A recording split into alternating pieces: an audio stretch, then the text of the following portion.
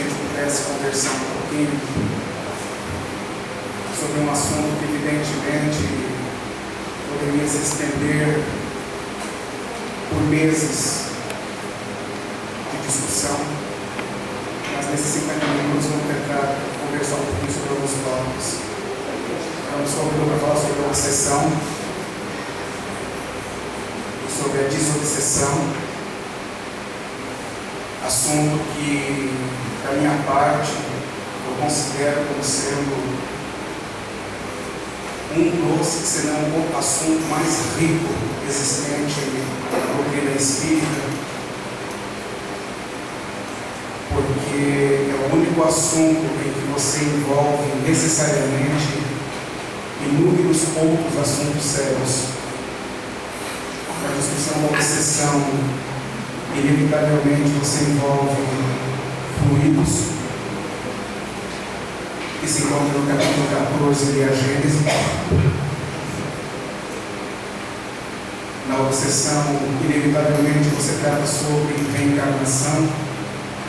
Na obsessão você trata sobre perispírito.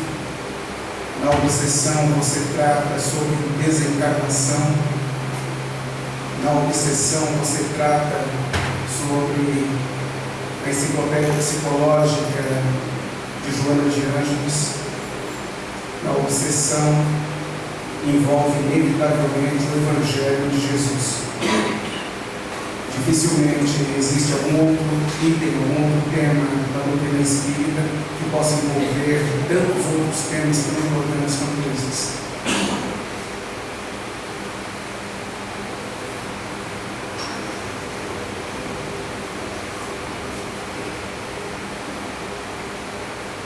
Jesus sempre tem apresentado a todos, indistintamente,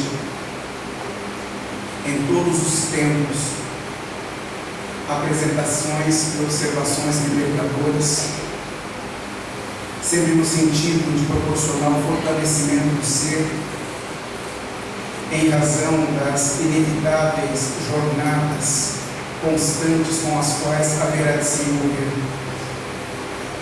Todas as jornadas que proporcionam o fortalecimento, o ânimo, a perseverança do ser perante o desenvolvimento em si próprio. O processo da criação que se encontra existente em todas as áreas do universo, em todas as partes do universo. Na consideração de Deus, se formos observar a primeira e a segunda questão do Livro dos Espíritos, Kardec pergunta o que é Deus. E na segunda questão pergunta sobre a questão o fato da infinidade. E os Espíritos respondem que Deus esteve sempre, em todos os instantes, é de todos os tempos, e o infinito, ele perfaz uma interpretação daquilo que não tem começo, daquilo que não tem fim. Logo, o universo é infinito. E se Deus em todos os instantes continua sempre operando, constituindo, então há que se interpretar toda a gama de planetas existentes, de modo a Jesus dizer que na casa de meu pai há muitas moradas. E naturalmente, por existir várias moradas, elas foram constituídas para habitar seres. Envolve que, num processo natural de evolução, determinadas moradas vão passando por um processo de alteração. E nesse processo de alteração, muitos são os espíritos que não conseguem acompanhar o desenvolvimento da mudança da casa. E por não conseguirem acompanhar o processo de desenvolvimento e de mudança da casa, passam então a não oferecer mais condições emocionais e espirituais de se manterem na casa que foi reformada. Esse é o princípio básico daquilo que se interpreta uma mudança de expiação e prova para um mundo de regeneração. Mas o problema é que, da mesma forma que às vezes você na sua empresa é demitido, ou alguém foi demitido, Sempre se busca encontrar um bode expiatório pelo fato de você não mais poder permanecer na empresa. Se você não pode mais permanecer numa determinada localidade, sempre vai se buscar um bode expiatório. Dificilmente alguém vai olhar para dentro de si próprio e dizer o seguinte: não, aqui foi o ponto em que eu incorri no deslize, aqui foi o ponto em que me equivoquei, onde passei então a não me oferecer mais em condições de estar, de operar em tal localidade. Então, em todas as situações, existe sempre um porquê, e o porquê é individual. Quando alguém passa a não ter condições mais de permanecer em uma determinada localidade, tem-se o costume de dizer que o culpado foi o nosso Senhor Jesus Cristo, pelo fato de ele não mais ali poder permanecer. E naturalmente envolvido com a maneira equivocada de pensar, de intencionar e de agir, para querer jogar nas costas de Jesus a culpa pelo fato de ele não mais poder permanecer em tal planeta, é um passo. Então, o que não se consegue interpretar é o seguinte: que na questão moral na qual nos encontramos envolvidos com a necessidade de um corpo orgânico, há necessidade então de alguém que faça relação entre o espírito, que é sutil, inapreensível, e o corpo físico orgânico, que é palpável, que é tocável. Você tem que ter alguém que faça relação entre o espírito e o corpo orgânico, e quem faz essa relação é o perispírito. O perispírito é um instrumento que não é meramente um instrumento de ligação entre o espírito e o corpo físico, mas é alguém que se auto-mantém energeticamente para que seja possível reproduzir no corpo físico a atividade no corpo físico existente. O perispírito é o responsável por transferir aquilo que o espírito sente, aquilo que o espírito quer. É o responsável por, primeiro, apresentar a estrutura definida daquilo que se interpretará posteriormente como sendo o corpo físico. O que você tem no seu corpo físico, primeiro você tem no perispírito. E, naturalmente, em razão da situação moral na qual nos encontramos, tendo a necessidade ainda de um corpo orgânico, então este perispírito, ele se mantém energeticamente em razão de energias físicas existentes no planeta no qual ele se encontra. Então, no frigir dos ovos, o que está acontecendo é o seguinte: que o local no qual você se encontra é proporcional à capacidade que o perispírito tenha de absorver energeticamente aquilo que o planeta lhe transmita para que ele possa se manter existente. Obviamente, se um planeta passa de expiação e prova para regeneração, em um determinado instante o ambiente muda, é a mesma coisa de você pegar e interpretar o seguinte: que você pega um Boeing aqui em Cumbica indo para Paris, esse Boeing vai atingir velocidade, altitude de cruzeiro. Em altitude de cruzeiro ele vai estar a 36 mil, 40 mil metros de altura. Você consegue respirar numa altura dessa?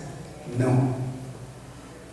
Se você não consegue respirar numa altura dessas, naturalmente você tem que encontrar o quê? Um ambiente onde você possa respirar. Quem moralmente, emocionalmente passou a não ter condições de estar num planeta que mudou de expiação e prova para regeneração, é a mesma coisa de você interpretar alguém que não consiga mais respirar o ar, que se tornou mais rarefeito em razão da mudança da maneira de pensar, em razão da mudança da maneira de interagir, em razão da mudança da maneira de se apresentar. Equivocadamente, é como se você pudesse interpretar uma fruta que estragou na tua fruteira e onde, se você não a retirar, todas as outras frutas vão crescer. No caso de alguém que não pode mais permanecer nesse planeta, não é que ele foi retirado, não é que ele foi enxotado de lá, não é que Jesus disse para ele que ele obrigatoriamente teria que sair de lá. Energeticamente o perispírito dele, para se manter constituído, busca naturalmente uma outra localidade, e se a maneira de pensar dele ainda é mais equivocada, obviamente que ele vai buscar uma localidade mais primitiva, uma localidade mais densa, uma localidade mais compactada. Então não é Jesus o culpado pelo fato dele ter saído de onde estava. Ele se auto-retirou. Mas evidentemente que quando se apresenta numa outra localidade que ele interpreta como sendo mais primitiva, o processo da revolta se dá, o ódio aumenta, e na cabeça dele a culpa pelo fato dele se encontrar existente, provido numa localidade mais primitiva, é do nosso Senhor Jesus Cristo. Então na cabeça dele vai começar a existir qual tipo de pensamento? O que eu puder fazer para atrapalhar o trabalho desse cara, a quem chamam de cordeiro, eu vou fazer.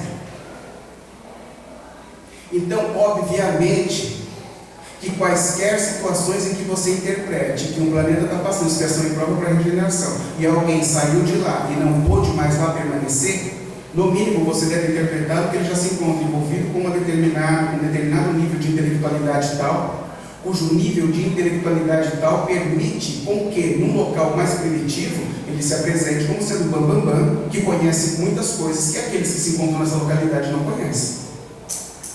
E se isso estiver ocorrendo, então, há que se interpretar que, se os egípcios já sabiam sobre mediunidade, se os egípcios já sabiam sobre o processo de reencarnatório, se os egípcios já sabiam sobre a existência do mundo espiritual, se o egípcio, como se encontra, acredito eu que no final do livro 3º ou livro 4º do livro dos Espíritos, envolveu-se com a metempsicose, e a metempsicose apresenta o quê? A revolta do egípcio por manter lembranças da localidade da qual se encontrava, que era muito mais elevada da qual se encontra agora, e ele, observando a repugnância do seu corpo físico, então estrutura a imagem do quê? Da cabeça de um animal e o resto do corpo como sendo do homem, que é a visão do Minotauro.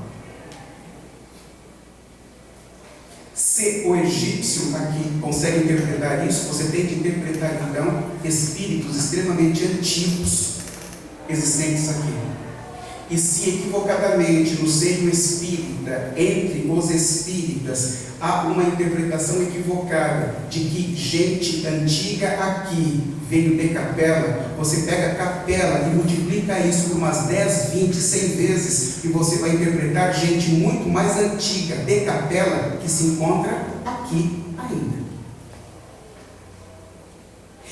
E no envolvimento espiritual no qual o planeta se encontra. Então, quando se fala de obsessão, é fundamental que se interprete o seguinte: não há a possibilidade de uma mera observação pessoal e uma mera observação íntima, buscando acreditar que alguém individualmente te persegue. Isso seria uma visão extremamente inocente do processo. Extremamente inocente do processo. Porque quando se trata sobre obsessão, há que se interpretar uma cadeia, há que se interpretar uma estrutura, onde alguém que se autoproclame obsessor, sem que o perceba, é alguém que emocionalmente se encontra vinculado e dominado por alguém que conheça mais do que ele. E que por sua vez se apresenta em razão das vulnerabilidades emocionais daquele que se apresenta neste instante obsedado por ele. Então, Joana de Ângeles, ela é extremamente importante para nós na interpretação das questões obsessivas, porque quando traça toda uma estrutura das questões psicológicas internas do ser, quando avalizando o Carl Gustav Jung na observação do inconsciente profundo, então estabelece uma estrutura na qual todos nós, desde que fomos criados simples e ignorantes, mantemos registros de tudo aquilo pelo qual tenhamos passado, vivenciado e sentido, desde que fomos criados simples e ignorantes. Então, quando se fala de uma questão ambiental, está se falando então do quê? Que o ambiente transfere para o ser impressões, e essas impressões são recolhidas na estrutura interna emocional do ser, tida e interpretada como inconsciente profundo.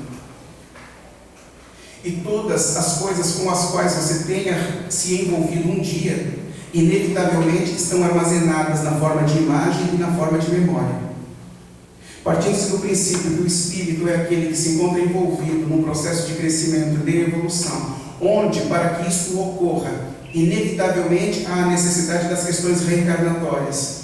E dentro da questão reencarnatória, então, há que se interpretar os momentos inúmeros de ignorância na qual o ser esteve envolvido, há que se interpretar que tal ignorância te impediu de uma análise mais clara das questões optativas e das questões decisivas.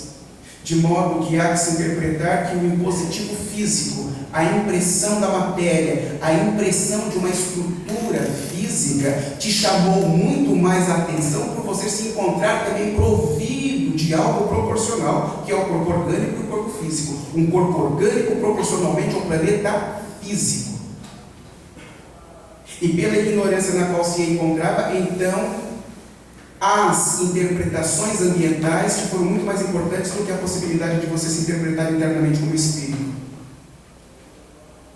E se todo o espírito, para que possa crescer, para que possa evoluir, teve que passar pelas mais variadas experiências, então determinadas experiências envolvidas com a opulência física, com a opulência econômica, com a opulência do poder transitório, nos proporcionou então sensações ilusórias, sensações equivocadas, de modo a se interpretar que você podia mais do que o outro, de que você era mais do que o outro, de que você tinha condições de se apresentar de maneira diferente do que o outro, porque o outro sempre se apresentava ínfimo e menor a você.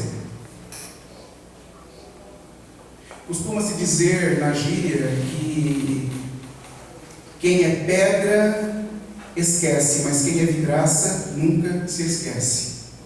E naturalmente, em razão de determinadas apresentações de cunho vaidoso, de cunho orgulhoso, acabou se proporcionando então a alguém determinadas impressões que ele não esqueceu, determinadas impressões que lhe doeram absurdamente, e cuja dor, por algum motivo, ele não quis se desfazer. Então estas impressões, elas ficam fortes no inconsciente profundo, por parte daquele que recebeu e não consegue perdoar, mas ficam muito mais fortes do inconsciente profundo por parte de quem as originou. Quem agride sofre mais do que quem foi agredido, por mais que não se queira interpretar isso, por uma questão estrutural. Quando constituídos simples e ignorantes, já fomos concebidos, criados, constituídos em cima de um instrumento chamado Imago Dei, imagem de Deus, o arquétipo primordial, que te proporciona a interpretação da criação e do equilíbrio da criação. Por isso que, inevitavelmente, quaisquer um de nós vai caminhar sobre as águas, por isso que é uma estupidez julgar ou criticar a quem quer que seja, porque no frigir dos ovos, num determinado instante, todos nós estaremos fazendo igual ou melhor do que Jesus fez um dia, em razão do processo evolutivo que é natural. E ele é natural por quê? Porque você já se encontra provido de uma estrutura chamada Imago Dei, que te baliza para a interpretação inquestionável de uma coisa chamada bondade e de uma coisa chamada beleza. Então, quaisquer decisões e opções equivocadas que você venha a tomar num determinado instante, a partir de um determinado momento em que você se encontra um pouco mais tranquilo, um pouco mais calmo, essas imagens, então, elas entram em conflito com o posicionamento do Imago Dei, que te rotula, que te estabelece um roteiro voltado para a interpretação da bondade e a interpretação da beleza. Quando você observa o que fez, assume o que fez, em razão de se abrir um pouco mais para esta estrutura vivente dentro de você, isso entra em conflito com isso. E quando o conflito se dá, a culpa se estabelece. Então, Kardec é muito claro ao dizer o seguinte: não existe obsessão sem que o hospedeiro permita. Não há a mínima possibilidade, possibilidade de alguém te afetar emocionalmente sem que primeiro você permita. Se você não permitir, não tem como o cara te afetar. E não tem como o cara te afetar em razão do quê? Das diferenças de frequências. Das diferenças de frequências. Então já vai ficando claro para nós do porquê Jesus tomar o cuidado de, num determinado instante, apresentar o quê? O Sermão da Montanha. Vai ficando extremamente claro para nós do porquê de Jesus, num determinado instante, tratar sobre as bem-aventuranças. Porque são medidas cautelares, são medidas de segurança, são medidas de resistência, são medidas que envolvem fortalecimento, ânimo e perseverança, que te proporcionam então a possibilidade de você se manter desconectado das frequências que te tentam chamar a atenção para estabelecer níveis de igualdade, cujo nível de igualdade acaba permitindo a afetação de terceiros sobre você. E a afetação de terceiros sobre você haverá de se dar por uma questão básica: a culpa que você mantém dentro de si. Então, se nós formos observar através das doenças emocionais, tidas como sendo emocionais, nós vamos observar determinadas situações em que claramente, nitidamente, você observa a interferência de um agente espiritual envolvido naquilo que a ciência simplesmente chamaria de doença. Se nós analisarmos, por exemplo, uma doença chamada TOC, transtorno obsessivo compulsivo, Joana de Ângeles ela faz 3 divisões em cima dessa doença, como também faz 3 divisões em cima de uma doença chamada esquizofrenia. E para nós espíritas, no estudo profundo das doenças, na pesquisa profunda das doenças emocionais, há necessidade então de nós as observarmos como sendo crescentes. Então você parte, por exemplo, de um transtorno puerperal, doença pós-parto, transtorno pós-parto, e você vai subindo para outras doenças, não é? E na subida para outras doenças, por exemplo, numa escala, você, num determinado instante, vai atingir as questões do transtorno obsessivo compulsivo, você vai atingir questões referentes à esquizofrenia, você vai atingir questões referentes à histeria, ao autismo, num processo contínuo, onde há a interpretação do quê? Do fato de elas terem se intensificado e mudado de patamar, mudado de degrau. A cada vez que elas mudam de degrau, em razão da intensificação, você tem então uma nova nomenclatura para a doença. E nas questões do transtorno obsessivo compulsivo, a Joana de Ângeles ela divide o pensamento compulsivo, atividade compulsiva, e a terceira parte, que é a mais profunda, mais densa e mais perigosa, chamada caráter obsessivo. E no caráter obsessivo, dentro do TOC, algumas coisas necessitam ser observadas. Há necessidade de você observar em Freud as questões da neurose, principalmente no livro 17 do Freud, chamado O Homem e os Lobos. Há necessidade de nós observarmos uma doença chamada síndrome de La Tourette. E essa doença chamada síndrome de La Tourette é aquela que imprime em alguém aquilo que erroneamente chamamos de tiques nervosos. A pessoa ela não tem um tique nervoso, ela é impelida a se apresentar de uma determinada forma escandalosa, que gera constrangimento. E em gerando constrangimento, vai afetando emocionalmente cada vez mais a este alguém. Dentro do transtorno obsessivo compulsivo e dentro da síndrome de La Tourette, nós vamos encontrar outras doenças e outras síndromes, né? Doença de Rasmussen, nós vamos interpretar a Coreia de Seidemann, nós vamos encontrar várias doenças. E onde dentro dessas doenças nós vamos tratar sobre as questões epiléticas. E na questão epilética, você vai poder observar alguma coisa ocorrendo, tanto via questões nervosas, e vias questões obsessivas.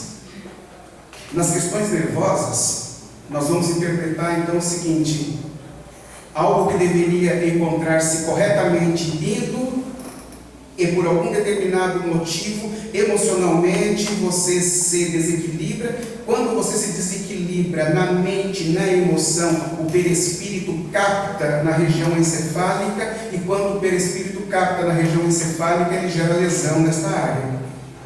E quando você reencarna, a lesão existente na parte encefálica do perispírito é transferida para a parte encefálica do corpo físico. E a doença se manifesta num determinado instante em razão do desequilíbrio neurológico. Se você trouxer à baila nas questões epiléticas a ação obsessiva, você simplesmente poderá interpretar algo do tipo: alguém que se encontra com uma culpa no inconsciente profundo em razão da assunção daquilo que fez, cujas imagens que hoje ele consegue interpretar como tendo sido extremamente constrangedoras para ele em razão daquilo que ele fez a alguém, não conseguindo se desvencilhar disso, porque as questões reencarnatórias ainda não se apresentaram como oportunidade de refazimento, ou ele as renegou, não as aproveitando pela possibilidade do processo reencarnatório reunir novamente agressor e agredido, então as imagens encontram-se no inconsciente profundo. A vítima do passado que não perdoou encontra-se mentalmente, emocionalmente vinculado àquele que agrediu, porque agressor e agredido permanecem vinculados enquanto uma das partes não gere o perdão e, por conseguinte, o esquecimento e a anulação do fato. Se você não perdoou durante a vigência física, se não conseguiu entender o que Jesus dizia, reconcilia-te com o teu inimigo enquanto estás a caminho. O estás a caminho apresentado por Jesus é encontrar-se na vigência física. Reconcilia-te com o teu inimigo enquanto ambos encontram-se envolvidos nas mesmas situações corpóreas, envolvidos com as mesmas oportunidades, para que mal maior não se venha a dar depois. E o mal maior que não se venha a dar depois que Jesus diz é quando você então perde o corpo físico, limitador das memórias e das imagens, encontrando-se desencarnado em espírito e perispírito, a linha histórica se amplia, se abre à tua frente, e você passa então a ter condições de recordar o que fez, para quem fez, e a visão sobre quem você esteve envolvido, com quem você esteve envolvido no processo reencarnatório que passou, onde você interpreta que foi o mesmo a quem você agrediu e que prometeu se reconciliar com ele, e lembra-se de que não fez nada disso, e o remorso pode te atingir profundamente, fazendo com que você mergulhe em desequilíbrios emocionais maiores. Então Jesus já te avisava sobre isso na época, e como isso não foi feito, então o que acontece? Agredido e agressor continuam se vinculados por uma ponte magnética física, fazendo com que um não liberte o outro. É óbvio, o encarnado não se lembra mais do que fez, porque o corpo físico gera níveis de resistência e de proteção. Mas o desencarnado, ele está com a mente totalmente aberta e o histórico está aberto. E o que está ocorrendo? Buscando proporcionar níveis de constrangimento, ele se aproxima de quem está encarnado. E o problema então aí envolve a questão da Gênese, né? No capítulo 14 sobre os fluidos, sobre a questão do perispírito. O perispírito é o quê? Plástico, elástico e expansível.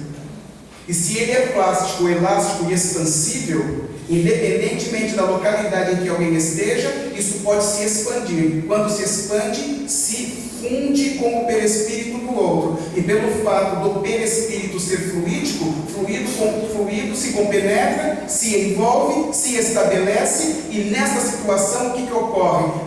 A apresentação do outro gera um impositivo no inconsciente profundo, resgatando determinadas memórias e imagens. E como estas imagens e memórias são muito profundas, muito densas e muito constrangedoras, a estrutura nervosa não aguenta o teor e a densidade energética gerada pela emoção, e o cara se autodesliga através das convulsões que é previsível.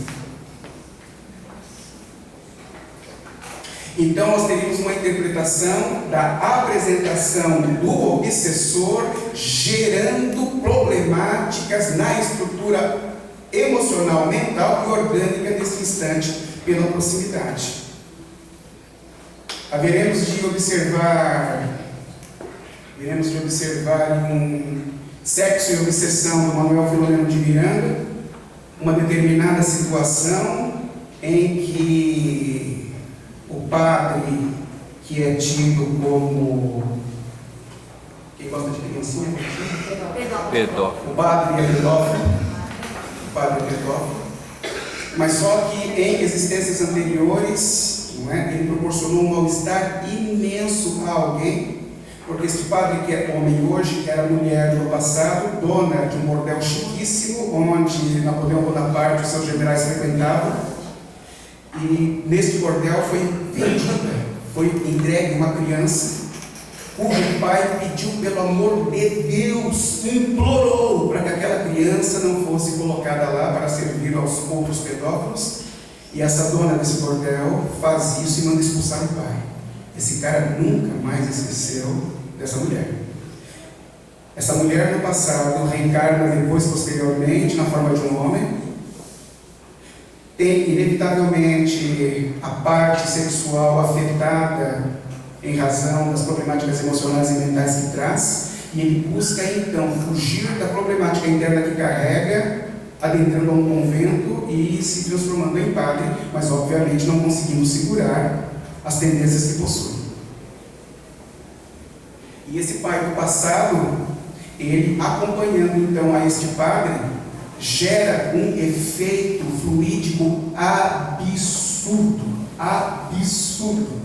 porque o ódio que ele tem pelo padre, que é a dona do bordel do passado, é tão grande, que num determinado instante, ele mentalmente constitui um chicote, cria um chicote, e começa então a chibatear o padre que está encarnado.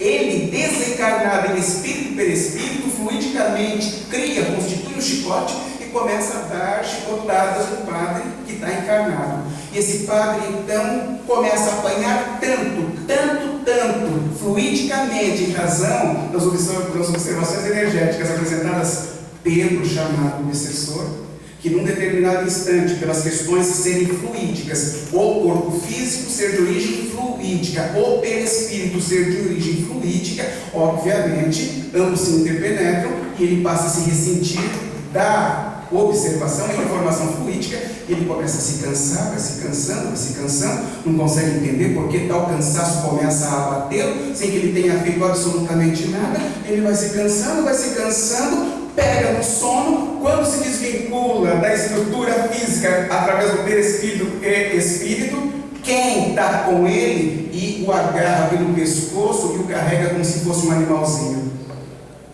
O chamado obsessor. Então, a pergunta que não quer calar: quem sofre mais, o obsessor ou o obsidiado? Obsidiado, desculpa aí. Quem sofre mais? Quem obsedia ou quem é obsedado? Não tem paz, eu sei que não tem paz. É óbvio que é o obsessor. É óbvio que é o obsessor. Mas aos nossos olhos de vítimas, achamos que é o obsedado. A vítima. Não é? Porque aos nossos olhos nós nos esquecemos do que fomos, ou melhor, não queremos considerar o que fomos, não queremos considerar o que fizemos, não queremos considerar, não vou nem dizer as possibilidades, o fato de termos nos equivocado, de termos proporcionado mal-estar a alguém, e principalmente nos esquecemos de que determinados momentos e situações com as quais nos encontramos envolvidos neste instante é mero reflexo de uma situação causal gerada por nós mesmos lá atrás. E a parte pior e mais difícil de ser interpretada, que nos encontramos agregados, envolvidos, acolhidos por uma casa espírita, que se encontra envolvido com a causa espírita, exatamente em razão dos grandes enganos, equívocos e ilusões com as quais temos nos envolvido no passado. Nenhum de nós dentro da casa espírita é santo. Nenhum de nós dentro da casa espírita é santo. Entre todos nós aqui presentes, tem de tudo. Tem de tudo. E a questão mediúnica, ela se faz extremamente importante de ser interpretada, porque, obviamente, a questão mediúnica ela não envolve apenas o médium de psicofonia. A questão mediúnica ela não envolve apenas o médium intuitivo que atende o espírito através do médium de psicofonia.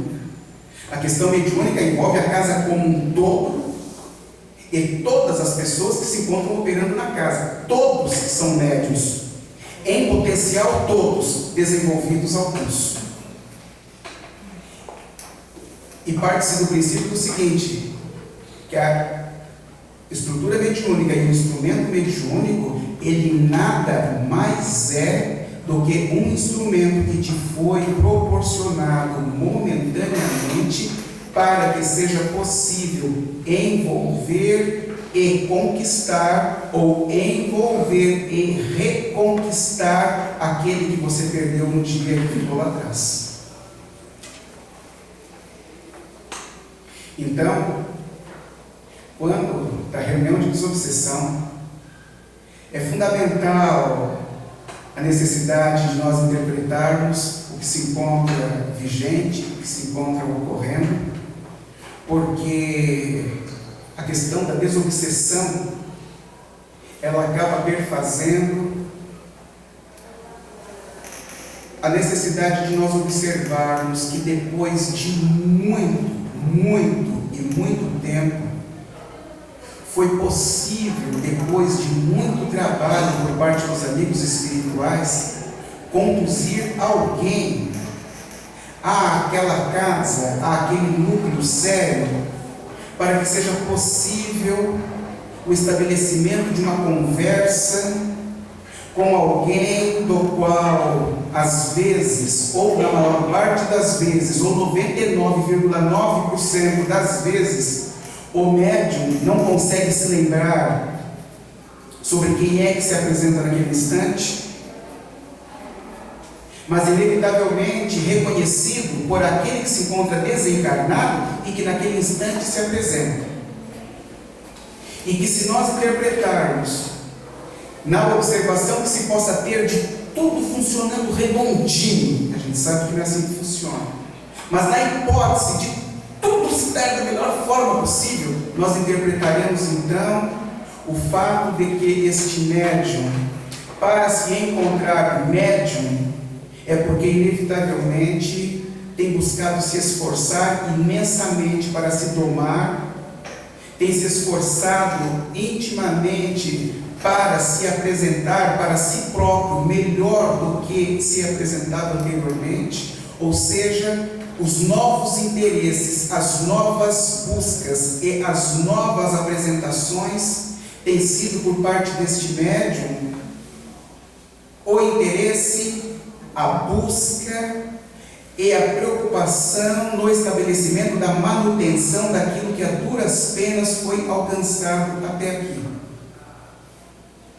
A observação por parte deste médium do exercício e do interesse em se apresentar envolvido e proporcional às solicitações e apresentações feitas pelo nosso Senhor Jesus Cristo.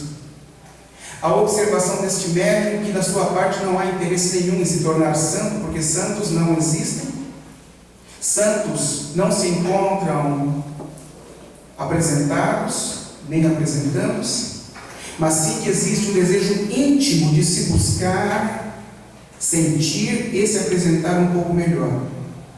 Então, só há a possibilidade de envolver e conquistar a alguém que não nos perdoou e que, por benefício do amor do nosso Senhor Jesus Cristo, é conduzido um dia a uma reunião de desobsessão, se nos apresentarmos extremamente sinceros perante as buscas, perante a apresentação e perante o trato. Porque o problema da mediunidade não é condizente à apresentação em si. A questão da mediunidade não é condizente à estrutura na qual se apresenta, mas sim como sendo o veículo apresentador e condutor das estruturas sinceras que são emanadas do pensar, do sentir e que naturalmente se apresentam ao meio como sendo estruturas físicas chamadas doação. E cuja doação, por ser fluídica, é observada, absorvida e sentida na forma de sensação por parte do espírito que se encontra nessa situação mais doente do que nós, algozes do passado, agressores do passado, desestruturadores do passado.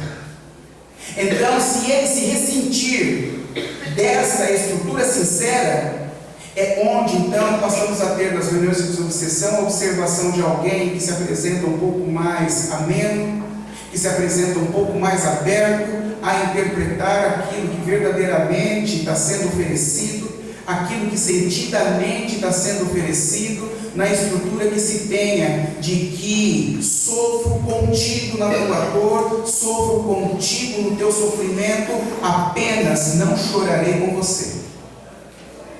Porque se eu chorar e você chorar, ninguém faz o serviço. Então, por parte do médium que se encontra na casa espírita,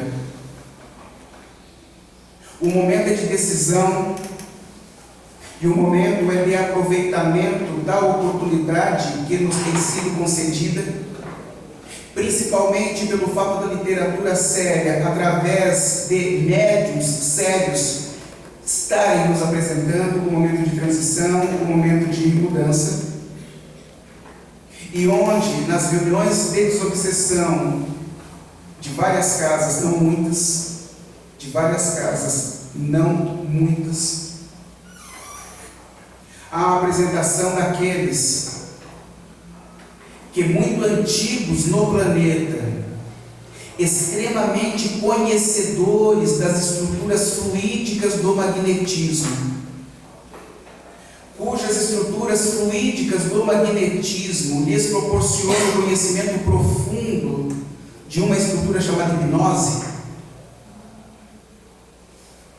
tem estado à frente de comandos, tem estado à frente de líderes, tem estado à frente de todos aqueles que, por medo, lhes tem então apresentado todo um processo de submissão, todo um processo escravocrata, onde tem realizado em razão das imposições hipnóticas que tem gerado medo, que tem gerado desconforto e impedido a possibilidade de se pensar de maneira diferente, ao ponto de se tornarem libertados e libertos de si próprios. Estas são as situações nas quais tem existido todo um trabalho imenso por parte de espíritos extremamente elevados, como Maria, que através do seu imenso amor tem ido às profundezas como Maria, através do seu imenso amor, acompanhada de todos aqueles que se encontram trabalhando com ela, tem buscado recolher aqueles que se esconderam, tem buscado socorrer aqueles que se transformaram através das questões da zoantropia, tem buscado recolher e trazer às reuniões de desobsessão complexas, porque se trata de um processo de obsessão complexa. Uma coisa é uma obsessãozinha vagabunda, uma outra coisa é uma obsessão complexa. E na obsessão complexa, você está falando de alguém que se encontra extremamente afetado emocionalmente, onde todas essas escalas que cientificamente neste instante têm apresentado nomenclaturas diferentes de doença, já os atingiu profundamente, sem que tenham se dado conta do que tem ocorrido. Então, Maria, Francisco de Assis, Bezerra de Menezes, todos têm operado em nome do nosso Senhor Jesus Cristo, que é o único capaz de andar, de caminhar pelas mais profundas regiões, sem ser questionado, sem ser em nenhum momento interpelado, em razão da sua imensa autoridade moral. E todo aquele que opera em nome do nosso Senhor Jesus Cristo tem se envolvido e se apresentado em razão da autoridade moral que carrega, pelo fato do respeito e da responsabilidade de operar em seu nome, e como tal é respeitado como tal.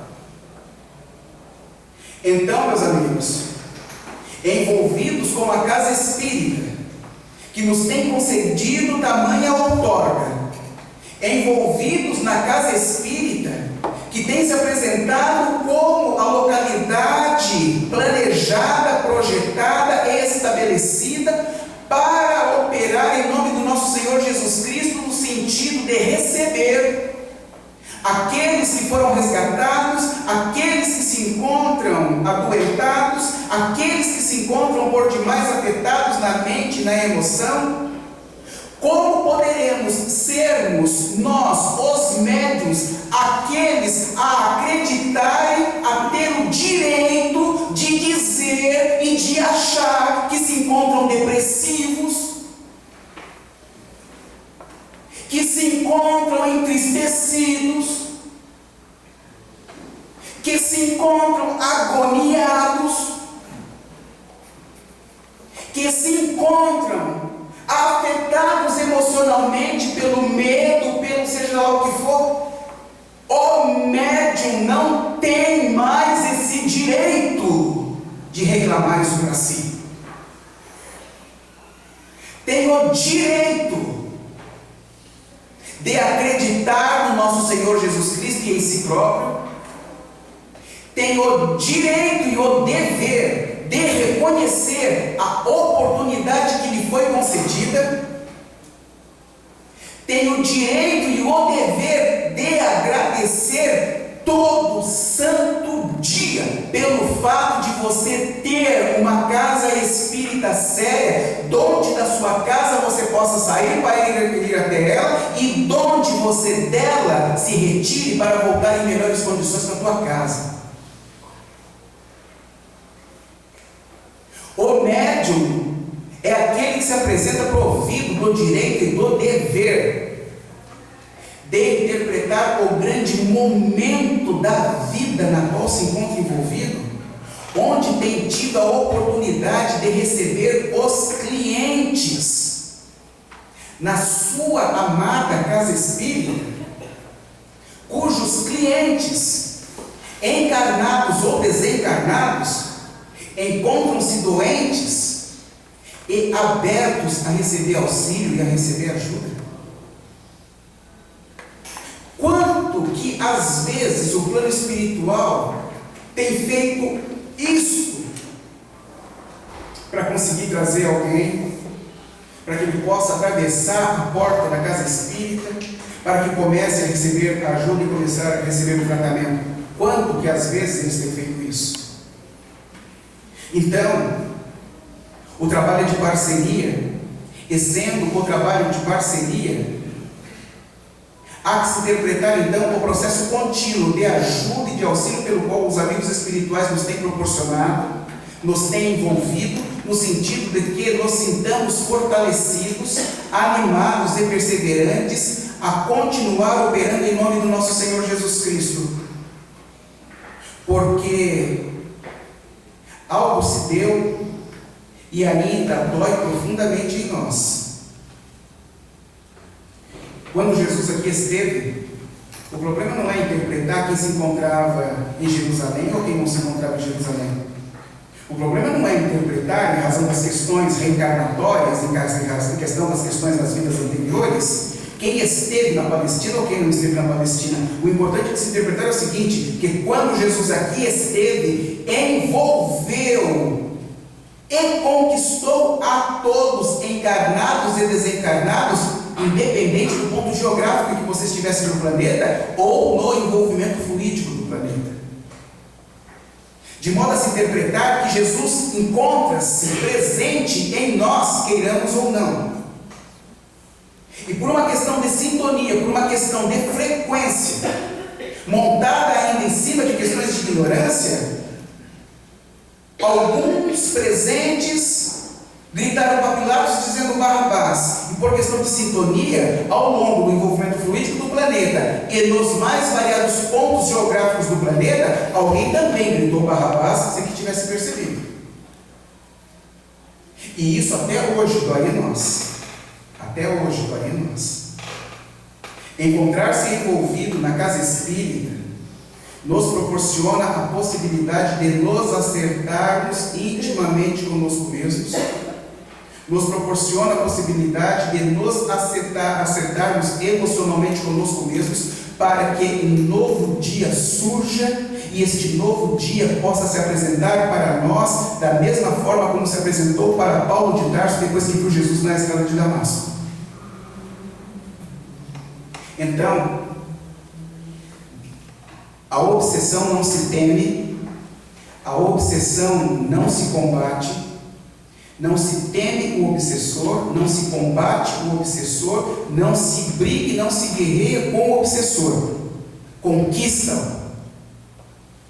E a única maneira de conquistá-lo é pelas diferenças existentes, e as diferenças existentes são todas aquelas condizentes à apresentação do amor, do carinho, todos eles sentimentos que quem se envolveu nas questões obsessivas esqueceu da existência, esqueceu que existem e com as quais não tem se envolvido há muito tempo. Então há necessidade de apresentar isto para alguém que se esqueceu disto. Há necessidade de que não, em nenhum momento, abramos mãos de continuar, que em nenhum momento possamos nos sentir tão fragilizados ou enfraquecidos, porque muitos são os doentes nas mais variadas localidades do planeta, no mundo espiritual, que assim se encontram e precisam ser recolhidos. E novamente fica o questionamento: eu doente, você doente, quem é que vai fazer o serviço? Então, só para fechar, a casa espírita encontra-se aberta para receber todos aqueles que se encontram necessitados, trabalhadores ou não. Mas há que se pontuar até onde e até quando você quer se sentir fragilizado. Porque o que não podemos nos esquecer é que Jesus conta com cada um de nós, conhece pessoalmente a cada um de nós e sabe perfeitamente sobre as responsabilidades com as quais tenhamos nos envolvido em razão de muito termos pedido e em razão da concessão que nos foi proporcionada.